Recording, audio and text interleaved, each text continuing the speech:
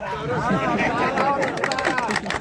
पहले मैं यहाँ पर आए हुए MLA बने डॉक्टर रामेश्वर जी, इनके साथ इनके पिताजी बैठे हुए, बाकी यहाँ लोग के जितने भी मौजूद हैं हमारे जी खुशी जी हैं, और जहाँ जितने भी लोग के यहाँ पर आए हुए हैं, मैं आपका की गहरी स्वागत करता हूँ और शुक्रिया अदा करता हूँ आप लोगों का कि आप लोगों ने बहुत बड़ा हमें बोझ दिया। मैं आपको बताऊं तो सही कहा हमारे नायब सरपंच ने, 2 साल 3 साल पहले हम चाहते थे कि हम कोई बर्गर तैयार करें, कोई ना कोई प्लेटफॉर्म तैयार करें। मैं आपको सच्चाई बताता हूं, लेकिन जब हम कहते हैं कि अगर बर्गर को कितने करेंगे, लोगों ने आपको लीडर कौन है, फिर हम चुप हो जाते थे, लीडर नहीं हमारे पास कोई लिखा। इस तरीके से हम बात करते रहे, लेकिन इतना हमें यकीन था कि आने वाले वक्त में हम अपने कैंडिडेट को जिताएंगे, ये हमें पूरा यकीन था। इवन के हमारे डॉक्टर साहब कुछ काम कर रहे थे, लोगों के काम कर रहे, सोशल काम कर रहे थे, इनको हमने अपने साथ चलने दिया।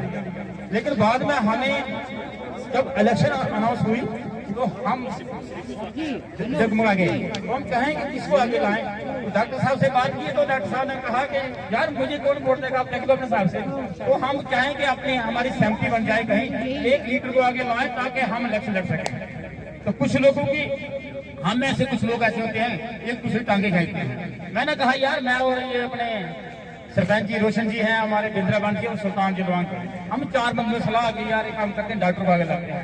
तो जब हमने एक मीटिंग रखी थी, छोटी सी मीटिंग रखी थी, तो मुझे वो वक्त याद है मुझे, क्योंकि इस वक्त को भूलना चाहिए। हमने 4 बंदे ने कहा कि यार हम एक काम करते हैं और सहमति करते हैं कि बंदे आगे लाते हैं। तो हमारे 2-3 आदमी थे, बोला ये कहाँ होगा, कहाँ। इवन के हमारे जितने भी जो लोग हैं, चाहे आपकी बरादरी के लोग हैं, चाहे हमारी बरादरी के लोग थे, जो बड़े लोग थे वो साइड हो गए। उन्होंने कहा यार ये इतना बड़ा काम नहीं कर पाएंगे आप। मुसलमान की जो मुसलमान के लीडर है उनको पूछे, बोले नहीं यार ये इतनी हिम्मत नहीं है, एक काम करते हैं हम उस लीडर को कामयाब करते हैं। वहां नहीं, हम उस लीडर को कामयाब ना, उससे बेहतर हमें उसी को वोट, लेकिन हम उसको कामयाब नहीं करेंगे, हम अपना बंदा तैयार करेंगे। जब हमने सहमति की, डॉक्टर साहब को आगे लाया, तो हमसे 2-3-4 बंदे ऐसे निकल के बाहर, लड़के हैं क्या करेंगे। हमने प्लानिंग हमारी पहले की बनी हुई थी, तब हमने ये काम शुरू किया। डॉक्टर को बोला आप एक काम करो, नौकरी छोड़ दो। अब ये भी डगमगा गया, नौकरी छोड़ू ना छोड़ू क्या करूं। हम यहाँ से ज्वाला जी का यहाँ फंक्शन डगर में, तो हमने इनको कहा यार एक काम करो, नौकरी छोड़ दो। बोलते यार देखता हूँ नौकरी छोड़ू ना छोड़ू। उसके बाद हम चिट के चक्कर में श्रीनगर के जो भी हुआ तो हुआ, हमें क्या हुआ। लेकिन हमने इनको कहा कि इलेक्शन लड़नी, हमें पूरा यकीन था, मैं अपनी ईमानदारी से बोले, मुझे पूरा, मैं अपनी हमें पूरा यकीन था कि सीट हमें निकालनी है।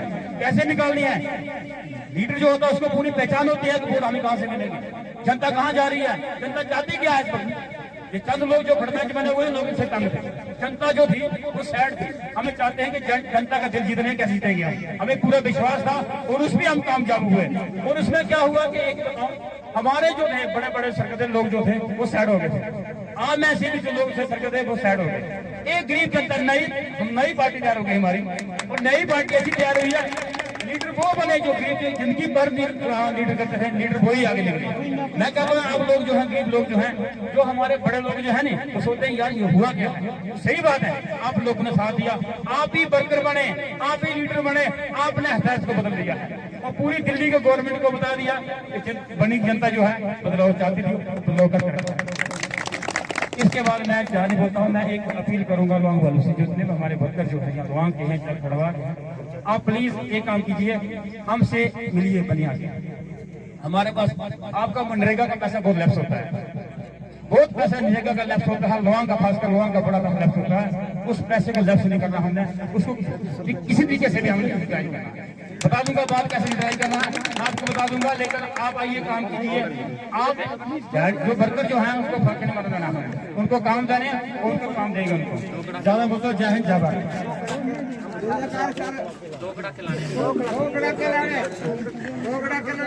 इसके बाद जो है आपके सामने जो है आपकी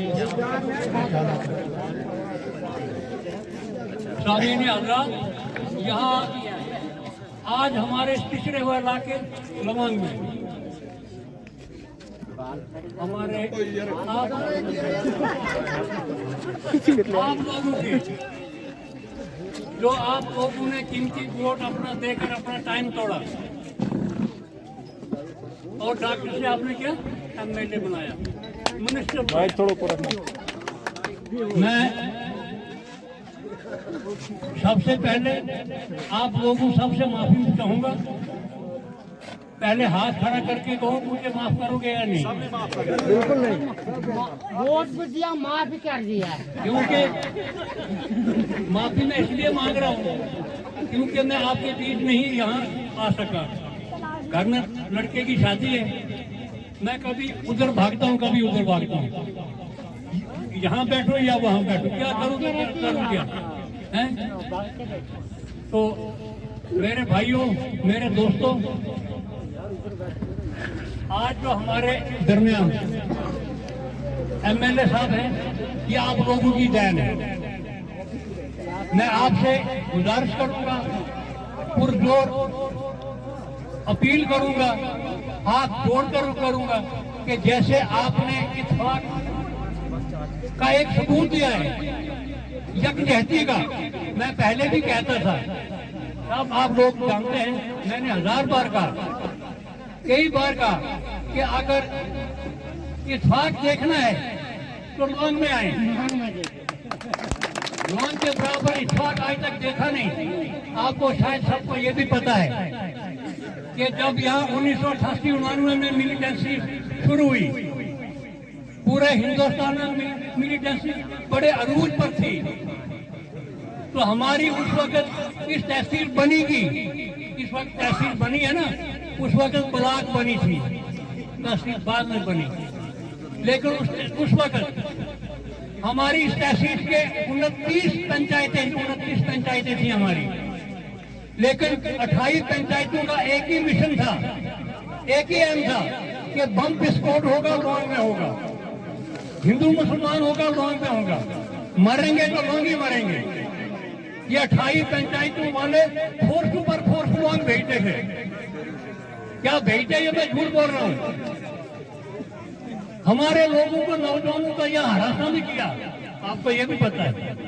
लेकिन मेरे भाइयों, आपको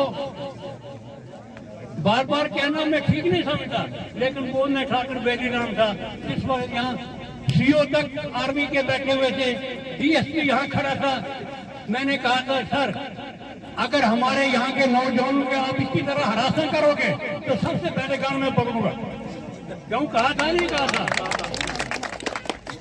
मैंने कहा वो आते हैं कान की नोक पे आते हैं, आपके पास भी गाने, उनके पास भी गाने, हम तो खिलाने वाले हैं, हम दाता हैं, हम देते हैं।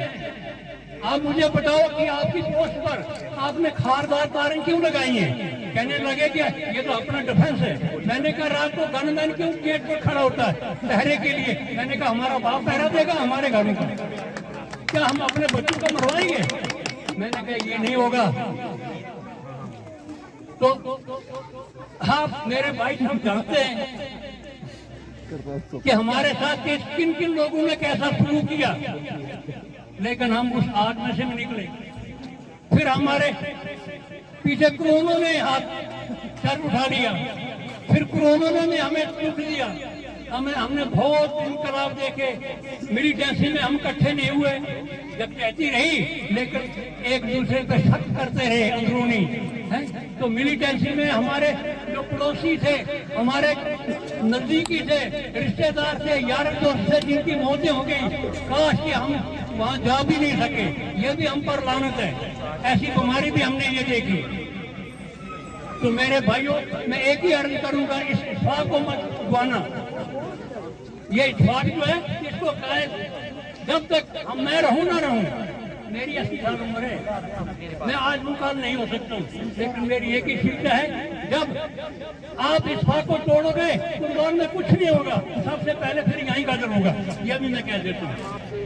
अगर आप यहाँ हिंदू कहेंगे ये मुसलमान है, मुसलमान कहेंगे ये हिंदू है, आपस में लड़ेंगे तो समझ लो कि सफाया हो जाएगा। फिर थैंक यू।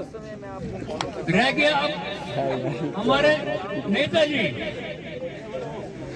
तो नेताजी मैं सबसे पहले नमन करूंगा, मत्था प्रणाम करूंगा आप लोगों को और यहाँ की धरती को, कि ऐसे ऐसे शेर भी हमारे यहाँ पैदा हुए हैं।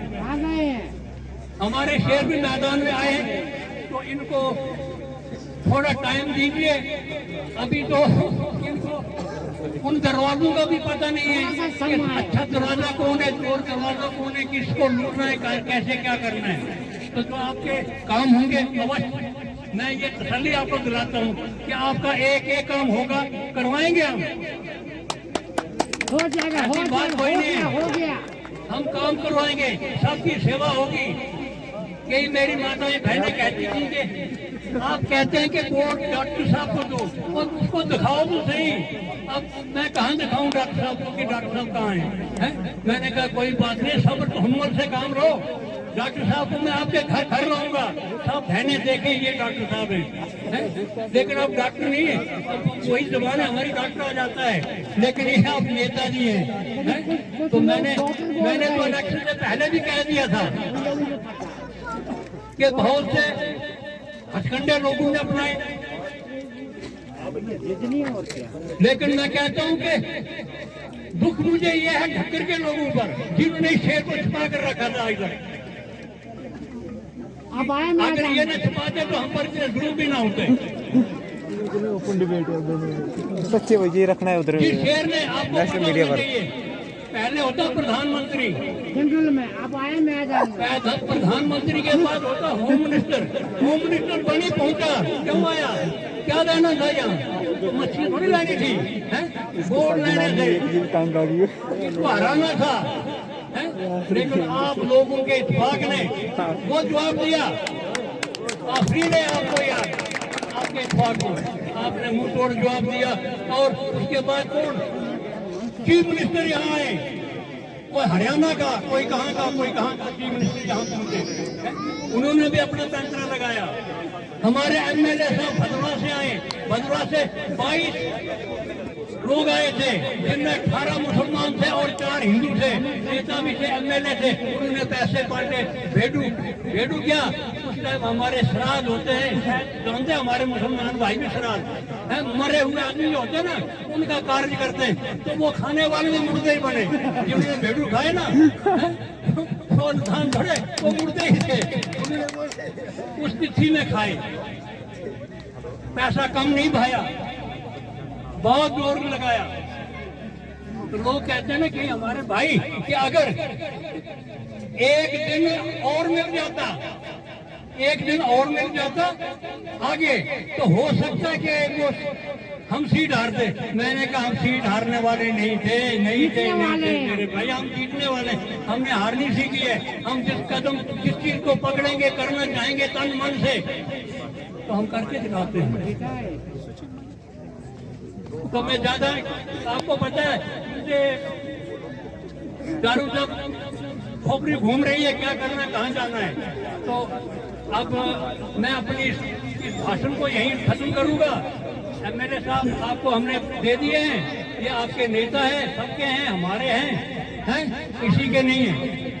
तो इनको संभालो, इनसे काम लो, ये काम कर